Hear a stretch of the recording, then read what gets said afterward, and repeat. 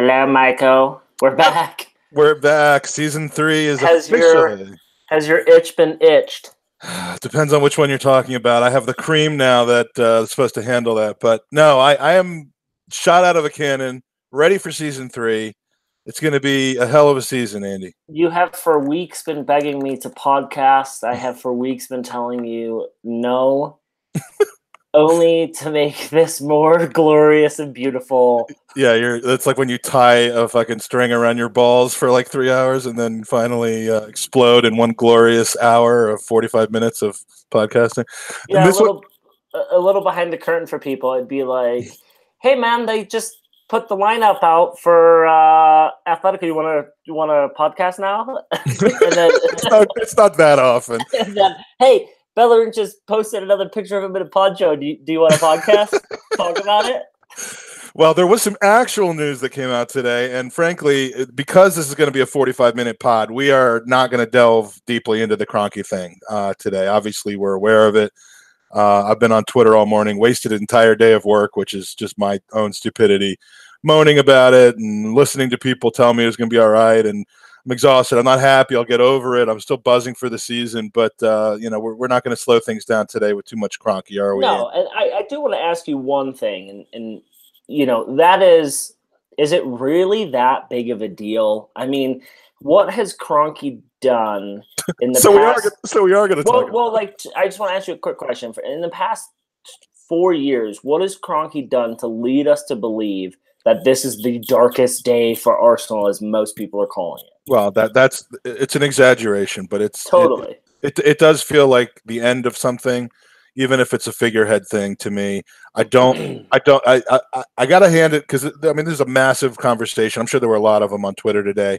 Most people saying, look, get over it. You're making a little too much drama. But some very good points put out. I want to give a special props out to Tim Stillman, because I think he kind of showed that he feels the same way that I do. And he certainly, as everybody, is entitled to, to a strong opinion, and an informed opinion comes from him. And he says, if someone could do things above board and in the open with transparency, and they've now made a very specific move to not have to do that, among other things, how is that anything other than possibly bad? Not definitely bad, but possibly bad. And I may be confusing his statements, but I don't know. I feel a little melancholy. Is it affecting how excited I am to see the boys on the pitch on Sunday? Is it affecting how well I think we'll do this season? Absolutely not. So let's focus on that, because that's what we're here to do, and we'll see how the Kroenke thing bears out, I suppose. So, indeed. In one other point that's not directly related to football, I wanted to mention, as I have been as much as I can on social media, Gooners versus Cancer. It's in full swing. We kind of barely did it last year, but this year we're doing it right. We'll be talking about this a little bit more later in the show. And including an opportunity for you, without having to actually give any of your own money, to make a big difference in our fundraising efforts. So we'll talk about that a little bit later after we go through some of our talking points. But Gooners versus Cancer.com, big deal this year. Andy, overall thoughts on the preseason? I mean, we had 5 games, no regulation losses. I mean, quadruple is essentially ours. And are you going to back up your normal prediction that we're going to win the first 6 games out of the season? 7.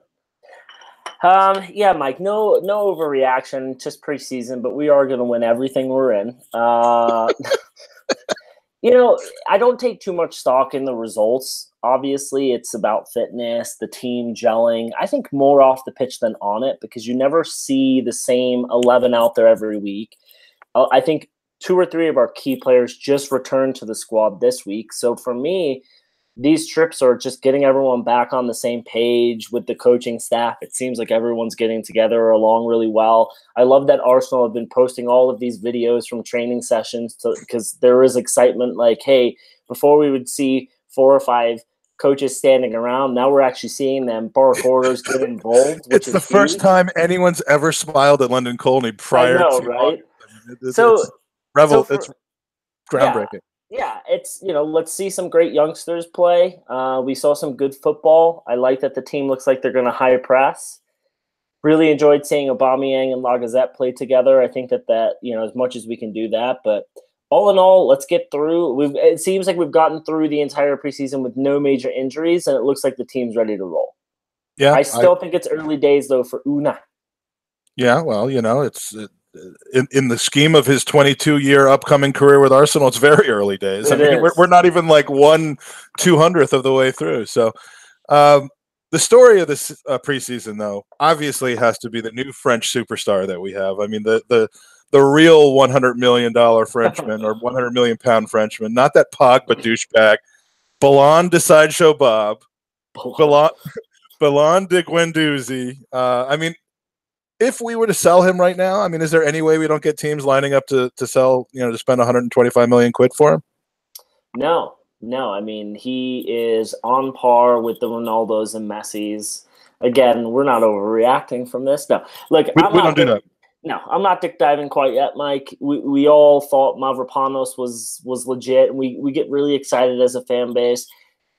In the preseason games, he drops deep to receive ball. He wants to play. He wants to be that give and go type of player, which is excellent. We haven't seen him against the City. We haven't seen him against the Conte that can absolutely shut you out of a match. Christ, what the hell is that? No, we have. That's our new theme music. So with opposition being minimal at best, I'm not ready to jump all over him, but he will be a squad player. He will rotate in, and early signs suggest that he's decent. Are you buying Guendouzi stock right now? I mean, are you backing up the lorry to purchase this, or not yet? I do think that there is some stock to be had when multiple teams are coming in at a high level. I mean, there sounds like there were 3 or 4 very big clubs that wanted to come in for him. We got him before they could, so that's always a good sign. But again, let's see what he does when he plays one of the top 4 or 5 teams. And, exciting. And what I love, Mike, is it seems as though he's really embedded himself into the squad, which is good. Yeah, I mean, he was at the Aubameyang's house with Demers. He was there with Demers, baby. God, it's crazy which one. I mean, I kind of wish Instagram would just go to hell, because that's making more problems than it's solving. But I get asked like twice a week to follow you on Instagram, and I'm like, me? I'm not on Instagram. You have a profile. I do, and the reason that you're being asked is probably because of some central spoke she was the reason I joined Instagram, because I wanted to see one thing that she posted. She lives in your town, and you know who I'm talking about. But well, either way, it keeps asking me, and I keep saying, "Fuck you! You haven't posted anything." Well, and I'm not going to post anything, so you can continue to tell it to fuck off. But speaking of someone who tells people to fuck off, Lichtsteiner played like 60 minutes the entire preseason because of his extended break after being Mr. Swiss, and it coincided with a massive boner that I happen to have for that hour, which at the pub can be awkward. Better than a school. Yeah, I mean I still can't believe you told me about that experience you had. But do you remember when Xhaka came on the team 2 years ago, and he was came out like a ball of fire, but it was like that sloppy aggressiveness, picking up yellows and reds all over the place, and actually hurting the team more than helping the team. Lichtsteiner is a master of football's dark arts. I mean, he is a fucking asshole, but he's our fucking asshole for once, and I love him. Yeah, you need assholes. Look, like most people, before we signed him, it's gonna get painful. Yeah, before we signed him, I didn't know much about him, and I will say that everyone's on that boat. But he seems to be the right player to come in. We don't have a right back that will challenge Hector. I still think Hector starts over him, but he provides great cover. He provides great mentorship for Hector. He's going to provide great leadership. I don't think we see him against City, but it's exciting to have another player in there like that, Mike, because can you imagine it goes the opposite way of what everyone's expecting, and like 2 weeks into the season we see Lichtsteiner wearing a fucking sweater vest and his ridiculous hat. yeah. He gets caught out of position and shit. Like it goes the complete opposite direction. Hector starts wearing just regular clothes and cuts his hair normal. Yeah. Lichtsteiner has these fucked up looking sideburns all of a sudden in a ponytail. I mean, do I think Lichtsteiner starts more than half of the Premier League games this season? No, it's Bellerin's job, and it's his to lose. But would I start him against City this Sunday? Every day of the week, including Sunday, I would start him for this particular game. He's not going to get the start, but I would start him. I mean, would too. Who would you rather have? Would you rather have him staying at home and 5 minutes into the game, giving a little elbow shot to an undetectable elbow to Sane and kind of showing him who's boss? Or would you rather have Bellerin getting caught up the pitch and Sane just running in like he has over the last 3 years on us unopposed? I mean, we need that hardness in the back line, and I'm sorry, but Bellerin's going to be their pathway to our goal the entire game. Yeah, our back line is troubling to say the least. I'm really nervous about it. I'm really nervous about it because you see these shades of brilliance from Mustafi, but we haven't seen him for quite a time. And Socrates looks like he would lose in a foot race to the BFG. Yeah, I mean, Socrates reminds me quite a bit of BFG actually. Yeah. But And then I'm not too concerned with Ainsley out on the left. I think he'll do just fine, but I'll tell you what, Mike, that City game on the we're gonna have to outscore him. We're gonna have to. It's gonna be a race. But one last word on Lichtsteiner. I mean, have you been this excited about a 34-year-old since the day you met Joey Murphy? No, I probably did meet Joey when he was around 34 too. So that's was he in as good of shape as Lichtsteiner is? I'm gonna say yes. I'm gonna say yes. You're gonna say yes. That doesn't mean the answer is yes, but that's Joey what you're is gonna surprisingly sprightly. He's good at lifting his arm. Yeah. So now there's a 27-year-old that I'm not feeling particularly lovey-dovey about at the moment, and his name is Aaron James Ramsey.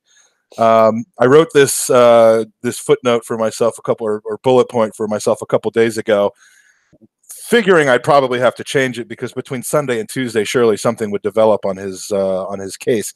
But no, he hasn't been belly aching to leave the club like Alexis, and we have a user question about this later, so we'll get to that. But he doesn't have a home he wants to return to like Cesc. There's no little boy inside him that we're aware of anyway that wants to go play for one of our big rivals. So he's not sticking a knife into our back, but he hasn't signed. What the fuck, Andy? It sounds like it's all agent, Mike. I mean, at the end of the day, the agent's going to do what's best for his client because he gets more money. And don't get racial. We have a lot of people in Japan and China and Vietnam that listen to us. So. Oh, excuse me, guys. Oh, you said agent. Agent. Okay. Oh, okay. Sorry, that's my fault. It's a weird one for me. It doesn't make sense that it hasn't been completed, and I wouldn't be surprised if we see a 5-year deal get signed, and I wouldn't be surprised if by Friday he's shipped. It's just. Would you be surprised if by Friday he's here, not having signed a contract? That would surprise me because I don't see this leadership and this regime allowing that to happen. I think Unai has been very clear with a few players saying if you don't want to be here and if you don't want to fight for your spot, then you're gone. So it's a strange one, but it sounds like negotiations have been ongoing because even Ramsey himself said, "I'm leaving this to my agent," and then the club keeps saying, "Well, we're working on it." Yeah. 250 seems to be the number being bandied about. Yeah, but we are the ones that are going to get held to ransom here because if Ramsey does leave, he's going to leave for a lot more money than we would pay him because he's not going to have to sign for a club. They're not going to have to pay transfer fees, so they'll throw that onto his wage. Well, not this summer, but yeah, not this summer. But again, like even if he leaves next summer, we've got the whole Alexi situation again, right? Does he want to be here and all that bullshit? So hopefully it's done by Friday. But you know what? If we're gonna offload him. Way to scratch the microphone. Does your microphone itch? Now that sounds familiar. Voice leave me late at night. PG, Mike. If we're gonna offload him, let's do it, and let's make sure our replacement is here as well.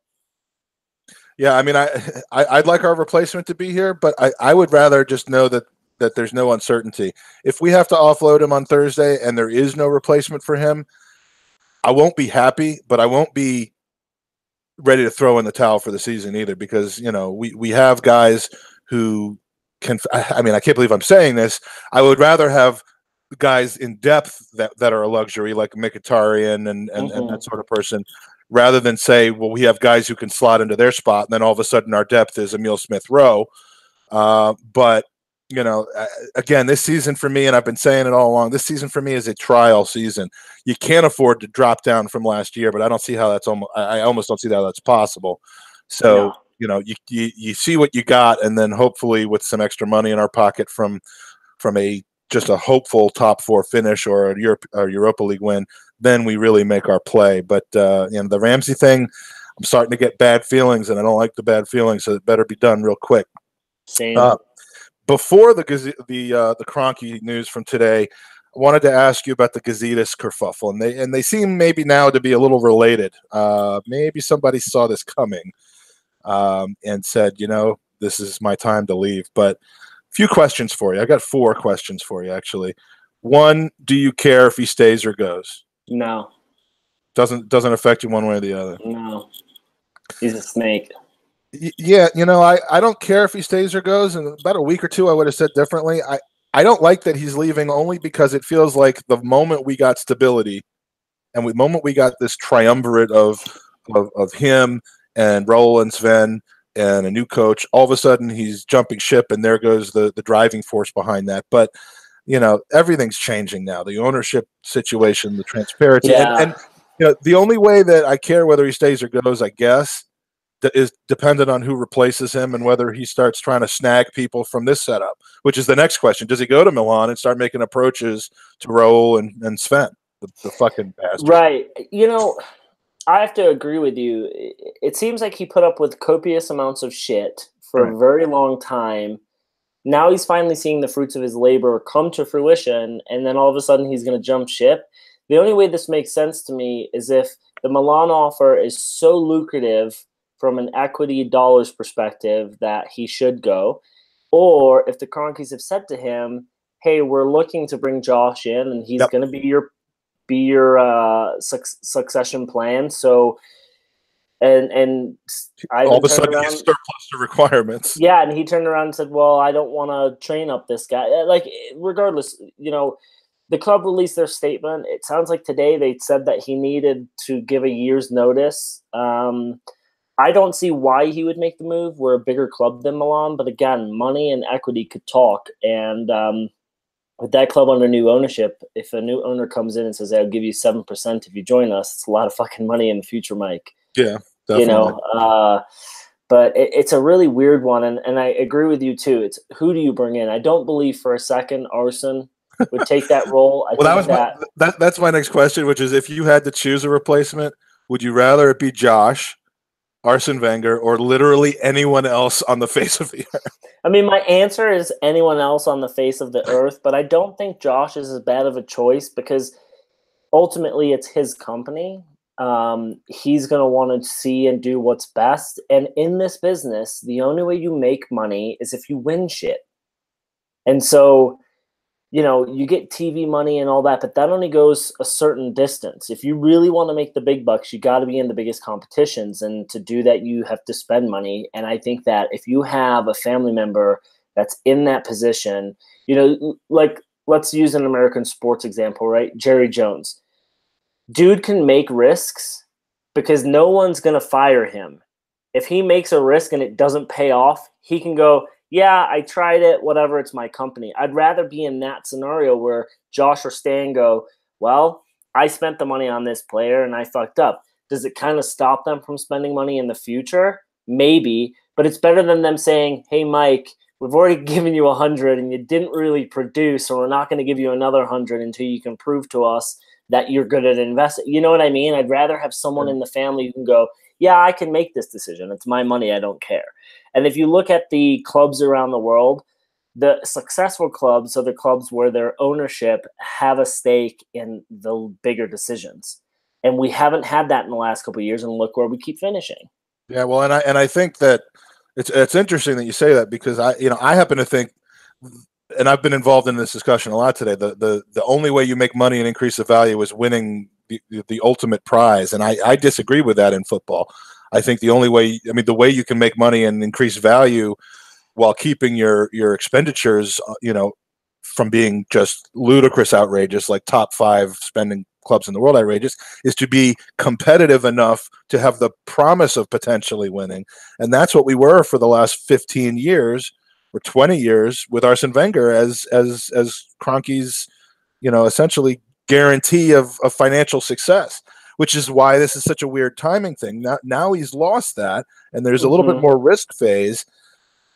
Well, I read an interesting article today that said and we talked about it a lot, right? He had to use Arsenal at a certain point for equity to build out and move this LA Rams team. Now he's done that. Now he's gotten stadium approval. Now that the lease and ownership of that ground is starting to build momentum for people buying buildings, putting in restaurants, that club is now worth $3 billion, where we're worth maybe $1.5 billion. So now I don't think Arsenal's his cash cow. I think it's the LA Rams. And so everything he does for us at this point is investment. I don't think that we need to worry about the money thing. So that's why I'm just accustomed to thinking, hey, why do you take a loan out to buy these shares? Well, because again, you're still building a $3 billion stadium in LA, right? And you know what, Mike? These banks, you know how fucking strange they are in Spain with, hey, we'll give you feeder banks. Yeah, no, hey, you come through us with a loan, we help you out in the future when you need something else. So it's all fucking shady. But to answer your question before, I would prefer to have a Kroenke in that spot, because who else is going to do the job, Mike? You know what I mean? As long as he has football people working for him. Exactly. And for the moment, he does. And if you've got Josh who wants to be involved, he's got Raul, Sven, Unai, and their team, and they're sitting down with him and they're saying, this is the best option, I think he listens. I think he does. I'm willing to give that a chance. I mean, exactly. I would prefer before Arsene Wenger had all of those hats on. Yes. And him coming just puts handcuffs on that entire process. Yeah. We would never have signed how do you even pronounce his name? Torreira, I think. Yeah. How do you he would never have been signed by Arsene Wenger, and he is clearly the player that we have needed since Patrick Vieira. I don't think I overestimate how big of an impact he's going to have on our squad. Like for me, and I said this in a group text that we're all in, for me, he's going to be our signing of the season. I think he's going to be the signing of the season across the entire league. I think he will have that impact for our squad. You watch him in the training videos, you see him against Lazio. He's already in there. He's already pointing. He's already barking. We would never have signed him if Arsene was the manager. So it was a vagina crime deal right there. It was. So it makes me nervous that I love that you know what that means. It makes me nervous that if we were to put Arsene in that spot, we wouldn't sign a player like that. We had Al Nini. Or we would have had interest, and then after the World Cup, when he became a $70 million pound player, we would have been like, oh, well, he's not in our market anymore. Totally. So we're gonna do some predictions, and then I'm gonna talk a little bit about the charity and get to as many user questions as we can. Season starts in 72 hours, and every year we do predictions that we pull out at the end of the year, and we just feel like complete schmucks. So of course I'm going to go first to you, Andy. The top 6 in order. Okay, so my top 6 go as such. I have City winning, Liverpool in second, Tottenham in third. I know. I have United fourth, Arsenal fifth, Chelsea sixth. Okay. That's what we call the traditional top 6 and some interesting positions. I have the top 2, and I think I don't know a single person with football knowledge who isn't going to predict City first, Liverpool second this season. I mean, I'm not saying they're going to finish that way. I'm just saying who could possibly think anything other than that based on the squads that they've put together. I have Arsenal third, and I'm usually pretty pessimistic, but I could see them. Because it's more about the uncertainty of a few of the other teams than my certainty about Arsenal. Yeah. This feels a little bit like the season that Leicester won the league, except I don't think it's going to be a nobody rising to win the league. I think it's going to be more about, a jumble of teams underperforming and scrambling for the final Champions League spots. I have United in fourth, Spurs in fifth. they're a couple injuries away, and I mean they just feel like they're holding on to what they have. It's their best case scenario is what they've already done, and it could only go down from there. So I'm praying and hoping for a fifth place finish, and then in sixth place, because I like to get cheeky, and I think Chelsea's fucked. Fulham. I wasn't expecting that. No, well, I think last year I fell for the stupid transactions that they made and had Everton in that position. Yeah. This year I'm going Fulham because when you sign Callum Chambers on loan and you take way is up. And you take Jean-Michel Seri out of Tony Fane's uncle's car and you bring him to Fulham, that's how you get the job done. So, Mike, I completely agree with you. City and Liverpool, Liverpool, there's shades of Arsenal and Liverpool. Jurgen Klopp inherited a team that were not great, and he's slowly been building, and he spent a lot of money, but they've been in a position to make money, right? And they're finally putting. Yeah, I mean, they had the benefit of selling at least one huge player, a Bale situation. Except they seem to have spent that money a lot better. They have. I was talking to my dad actually a few days ago about how I thought this. I don't think United will have Mourinho as manager by Christmas. I really don't. Christmas? Yeah, I don't think he'll make it through the season. It's his third season. Why would he? Yeah, and so when you look at Tottenham and listen, Arsenal podcast, but on paper, when they play well, they are fucking tough to beat. But like you said, they haven't invested. They're a couple injuries away. They're going to be lagging more than most from the World Cup. It almost came home. It almost came home. Chelsea, Chelsea it's a weird one, Mike. I think that their new manager will do what he needs to do, but there's just a lot of questions looming. I mean, in the league, they're probably the biggest squad in the next 3 days that's going to see massive change. Well, and they've just apparently spent £71 million on a goalkeeper from Atletico Bilbao that no one's ever heard of before. So, he's not bad, but instead of going the Butland route, they've gone the feeder route. Yeah. But if anything, I think on him. We know who does. But instead of Spurs, Chelsea being out of the top six, maybe it's United that has that fall and Chelsea stays in. But one of those teams, I don't think is gonna be in the top six, and I just hope that ends up not being true about us. Well, and luckily for us, Mike, we've seen only two teams. Well, City have pretty much stayed the same, right? And then you've seen Liverpool get better. Adding Mahrez. Right. but not losing anybody. No. So you've got City have stayed the same, and arguably in the last couple transfer windows, you would see Tottenham, Chelsea, and United making bigger moves. This is a great opportunity for us to jump into that party with this new manager, with a new system, and be back in the mix. If Tottenham had added one or two better players, United did the same, I'd be very nervous. But right now, we're looking good for it, man. Yeah, and as opposed to the last 3 or 4 years where everyone else did their business early, and then we had this panic buys in the last 3 or 4 days of the transfer window and had a slow start. If United and Spurs and Chelsea actually do business before the transfer window, it's going to take weeks for them to get that kind of gel together anyway. So maybe they get off to a slow start. Yeah, we'll see. All right, so Gooners versus Cancer. Oh no, before that, bottom three. Bottom three. You're gonna go first on this one. All right, in any order. We don't. Yeah, no particular order. Put in no particular order. I'm gonna go with Huddersfield. Dropping down after a year of staying up. Bournemouth, I haven't really seen a whole lot of improvement. So your boy Eddie Howe, I think, might be guiding his team back down to the non-promised land. And my pick for the third one going down is Leicester City. Wow. I think they this would be probably more confident if they end up selling the greatest center back of all time, Harry Maguire, to somebody like United. But even if they don't, they're just headed in the wrong direction, I think. Yeah. So.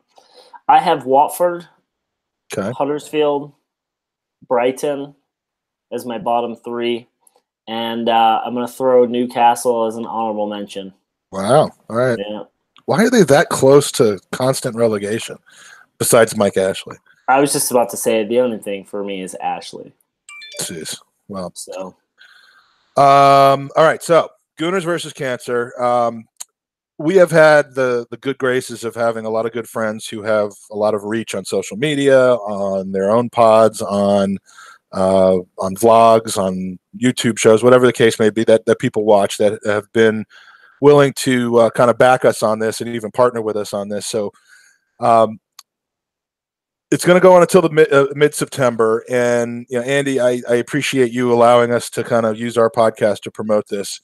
It's near and dear to my heart. My father died of leukemia back in 2010. And my company has an annual fundraiser. The company I work for has an annual fundraiser that generally collects between $40,000 and $50,000 a year, about 35,000 pounds, I guess, and donates it to the Leukemia and Lymphoma Society, which is a worldwide charity that helps kind of work towards a cure to all blood cancers, to help take care of patients currently who are dealing with it, not just in the U.S., but around the world. And it's a great cause. I know everyone knows somebody who's been touched by that. And so we decided to try to use the Gooner family, the generosity of our mates and strangers and people who listen to this podcast and watch it, to try to do good and raise some money for this wonderful charity. And it's not a big thing where we're asking for people to donate $100, $50, 75 pounds, a pound or two, 3 pounds, anything you can spare. If everybody did that, we'd really be able to make a difference with this fundraiser. So the website is goonersversuscancer.com. But if you put Gooners v Cancer, which I guess is more of the European way, it will work as well. I commandeered the market on Gooners and Cancer websites. So you can use either one. There's a description of the fundraiser, where the money's going to go, how to donate. And we just really hope that you will either help us spread the word, donate yourself, a combination of the two, whatever the case may be. So if everybody donated 2 pounds, Andy, how much? I mean, we'd end up raising what? 4 pounds. I was going to say 6 pounds. No, seriously, it would be into the thousands, and that's our goal, because we're kind of the feeder league, collecting money to pour into the greater, larger fundraiser that goes directly to the LLS. So if you have any questions, DM us, let us know. And here's the way I was talking about before, to donate a really sizable amount, or be responsible for that without having to actually come out of pocket. We have a longtime user. He's a wonderful, wonderful listener who's actually wishing to remain anonymous, who's looking for some help with a project that he's doing that has nothing to do with Gooners versus Cancer.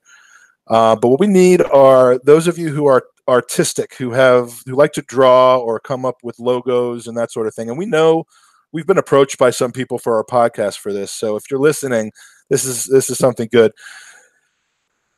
He's looking to have he or she, anonymous person, is looking to have a design for a T-shirt made, a logo, if you will, kind of like the badge on a soccer jersey, that has the word Fox in it. So I'm going to try to describe this. The theme of the design is the word Fox.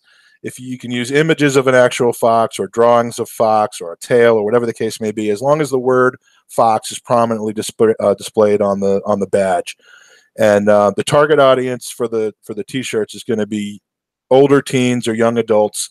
So it shouldn't be baby-like. It should be more adult, but not so adult that there's like foxes porking or breastfeeding or any of that kind of shit. So if you like to come up with a logo, if you need more information, I can try to find it out. But send your drawings and ideas in at goonersinusa.com, or by DMing to us. And the reason that you should do this is because if we get enough of these to choose from, this anonymous listener will donate $500 to Gooners versus Cancer, which is unbelievably generous, and it could certainly go a long way. So please get working on that. Share it. Let your friends know about it, and thank you for letting me spend 5 minutes of our valuable podcast time talking about it, Andy. Oh, good calls. Good calls. Cool. So, user questions. Cool. Are you a cuckoo bird? All right, you ready for some user questions? Yeah, we have Well, we've kind of answered this. Fly Macca has said, where will we finish this year? We've just said, I think third. And fifth. You've got fifth. The other answer potentially is into a wad of tissues, like always. That's where I like to finish. But yeah. So that question's been answered. Is that a silent vomit? Yeah, there you go. From Mike Hernandez, would keeping Ramsey without signing a new contract cause the same negativity as Alexis did amongst the fan base and team? Andy, what do you think? I don't think so. I think the Sanchez situation was escalated by just how selfish out in the field he was and how he played to the cameras with throwing his gloves down. The media jumped on it with, well, he cares more than everyone else. And then I think the fan base was just kind of like, well, that's bullshit. I don't feel like Ramsey. Not the whole fan base. A lot of people actually agreed with that narrative. I think with Ramsey, he's been Arsenal through and through. He's always worked hard. He's always come back from injury quickly, and tried to do his best for the team. So I don't see that happening. That being said, Mike, come March, April, I think we start seeing the boo boys come out. But I think he's going to sign. I really do. By March or April, if he's still here on the last year of his contract, he'll have signed a pre-contract agreement. Exactly, and that's where we'll see him going somewhere else and people getting upset. But I think he's going to sign. I really do. I think it'll be done in the next 72 hours. I'd like him to, but I mean, he needs to, if he wants to stay here, and his agent is playing this game of chicken. He needs to get involved and tell his agent, look, let's just split it down the middle and get it done. But we don't know the inner dealings. Like, what if Barcelona have come to him and said, hey, you run this down, you're our guy. What if Real Madrid have done that? What if Bayern have done that? And then his agent comes back to Arsenal and says, hey, Aaron's really happy in London. His family's here. He's British. He wants to stay on the islands. We've got these amazing offers.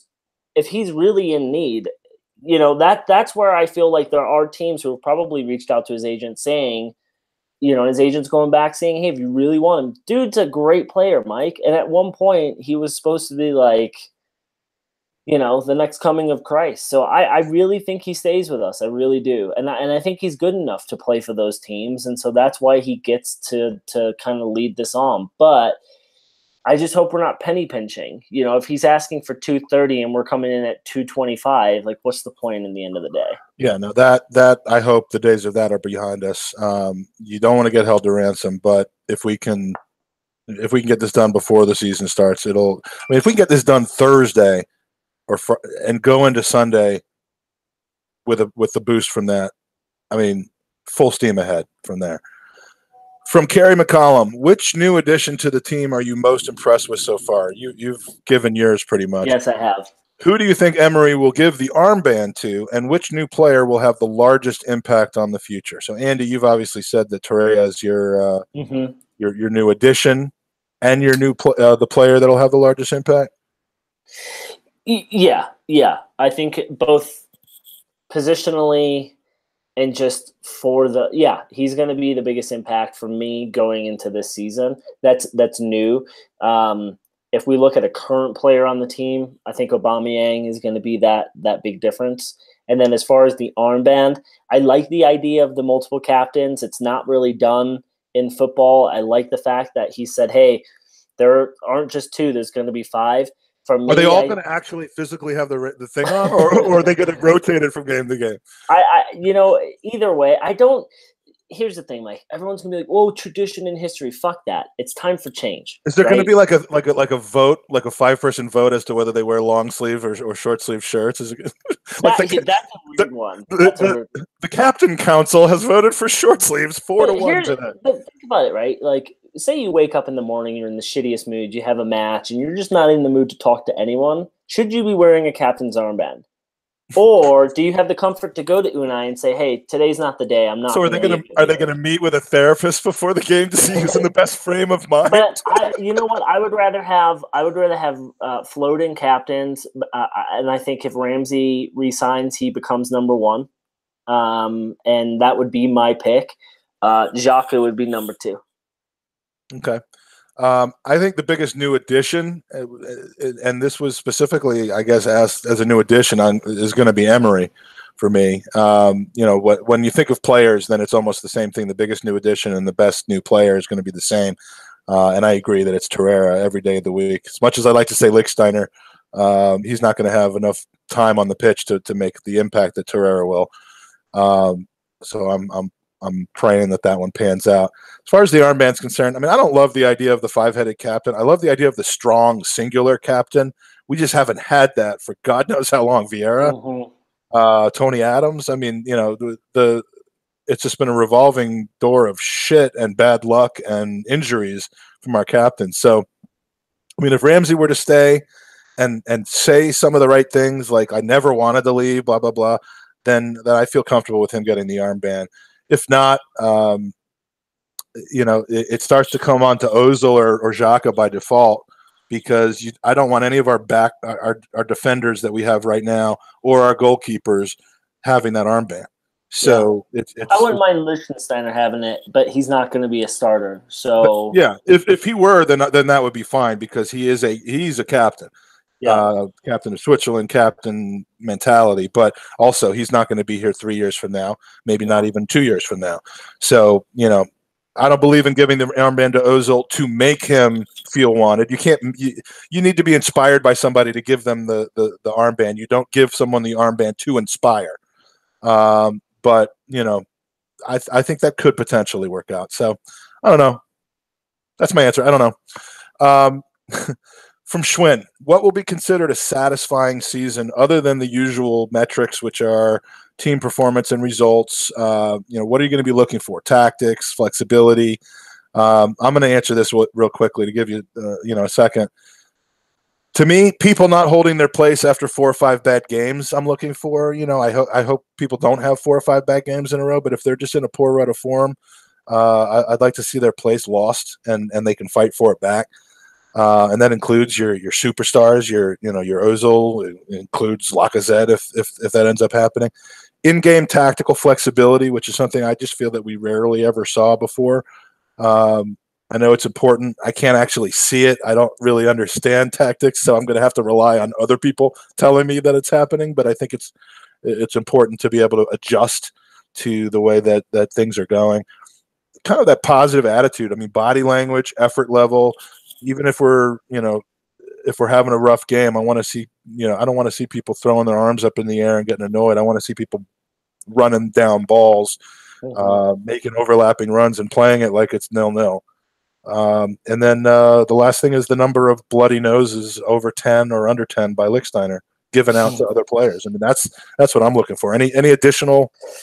Everything you said, Mike, is perfection. For me, I just want to see us in the running when it matters, and that's not February being out of the running. I want to see us, it frustrates me that our fan base and any fan base assume that they're going to win the league every year. It's not how it is, but I want to be in the mix. By April, we're still 3-4 points off the lead, and you don't know which direction it's going to go. The debate's gotten to like, are you crazy? We're not finishing third.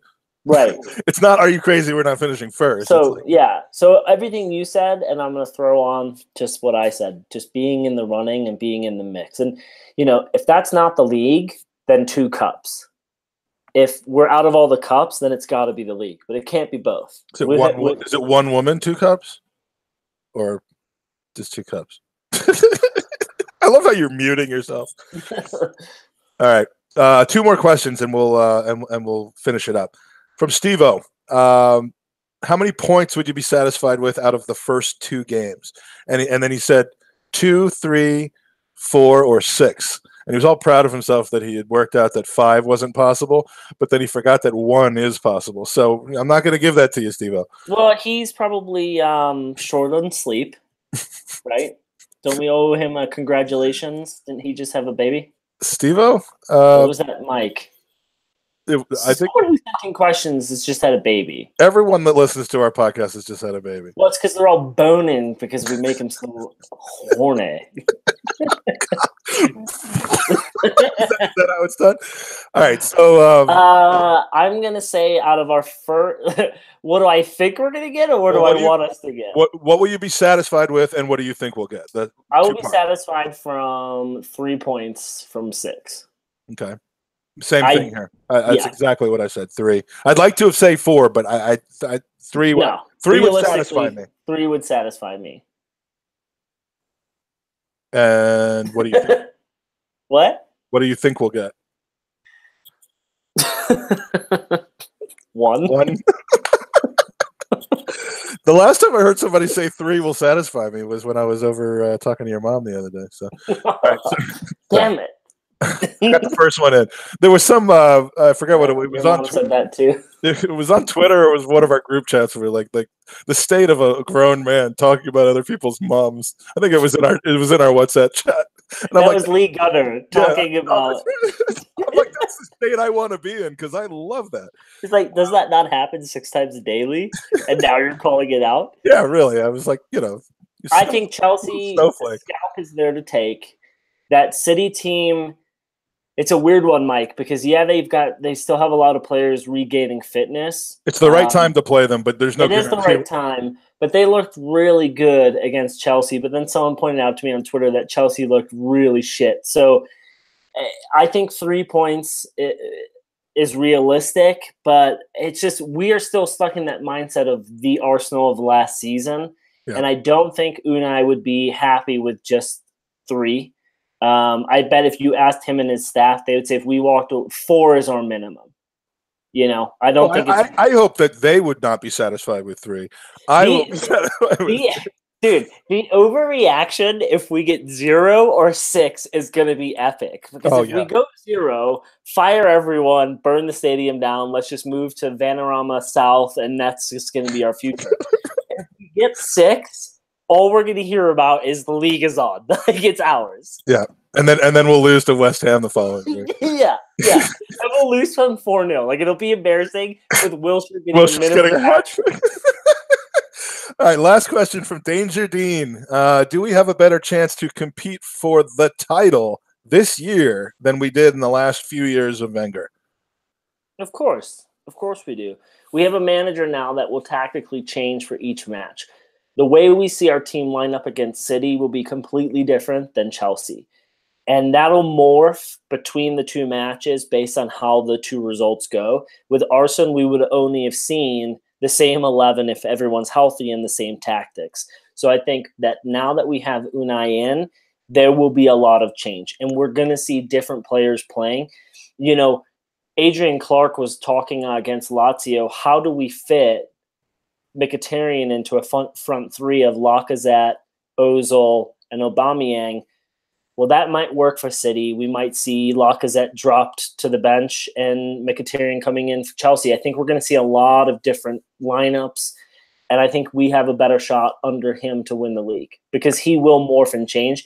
This year, though, I mean, if by better chance you mean 0.1% rather than 0.0%, then yeah. I mean, this year, no. But if you're Pep Guardiola, today, August 7th, you know what Arsene Wenger was going to be doing. Oh, absolutely. If you're Pep Guardiola right now on August 7th, you're thinking the best I can do is look at Unai's team from Paris with completely different players. He doesn't know what he's going to be getting on Sunday. That is, I think, where we have that hidden gem for the first 3 months. But again, we're going to morph and change for each match, which is going to be excellent. And that's what we've wanted, dude. I mean, we've talked about it for 2 years now, and we're finally getting it.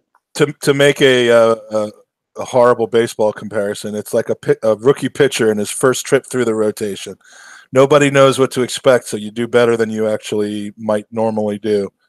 And with that, I've brought the podcast to a screeching halt. All right, excellent. Thank you for the user questions. We're going to wrap up now.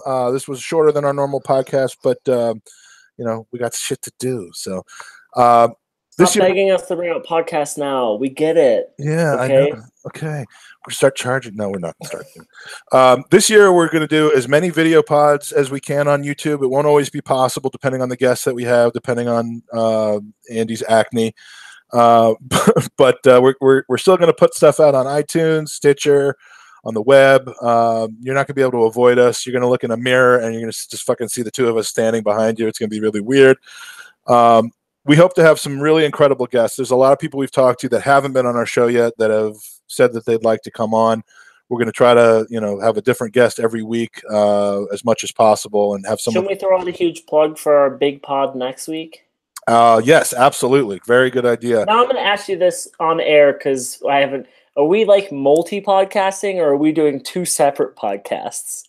I believe we're going to be sharing the same audio for both. I'm hesitant to say this because it's pulling teeth to get you to podcast sometimes, but I think we're going to be doing two separate podcasts. We're going to we will be on same old AFC, same old Arsenal podcast with the lovely Mr. Judges, lovely Craig Scott and Lee Judges, who I'll be seeing a week later in New York, which I'm excited about. But and not only that, but they have pledged to take all of their YouTube proceeds, which is like $20 to $25 million, and put it towards Gooners versus Cancer. And I don't mean to make light of it. I don't care how much or how little that is. That's amazingly generous of them. They're basically they put in a lot of work on that podcast. Whatever money they make from YouTube is well deserved, and I'm really honored that they're putting that towards Gooners versus Cancer. But we'll doing that next Monday. We'll do our own pod after the Man City game, and then we're off and running from there. So, one thing, Mike, I just want to throw out: we do have an idea about a more inclusive pod / YouTube page. So if there's anyone out there that knows really how to edit video, upload to YouTube quickly, which we can do. We just don't have a lot of time. Slide into our DMs and reach out if you want to become part of our team, because we are thinking about an expansion opportunity for more U.S. Gooners getting their voice heard in a more interactive platform. So there may be some work with another group of individuals. We're not sure yet, but if something like that interests you, you want to hear more, certainly reach out to us, because we have some pretty awesome listeners who are always on point with that. And so, we're not going to pay you with money, but we're going to pay you with hugs. And bags of dicks. Bags of dicks. Bags of dicks aplenty. And wieners. Yeah, well, you can do that. During the hugs. And we're also going to buy Sky Sports. That's the other big announcement. So we're just growing by leaps and bounds. We're not satisfied with being the number 2 podcast this year. Did we forget to we should just start off each pod announcing that we are the number 2 podcast in the world, right? And that's an insult to actual number 2 podcasts in the world, but yeah, no. So yeah, which we're looking forward to other podcasts. Andy and Mike discuss plants and birds. I thought you were the one that said you had to go, and here we are. All right, so that's it for now. Thanks for joining us, and it'll be a great season. Come on, you Gooners. Fuck, do I turn this on?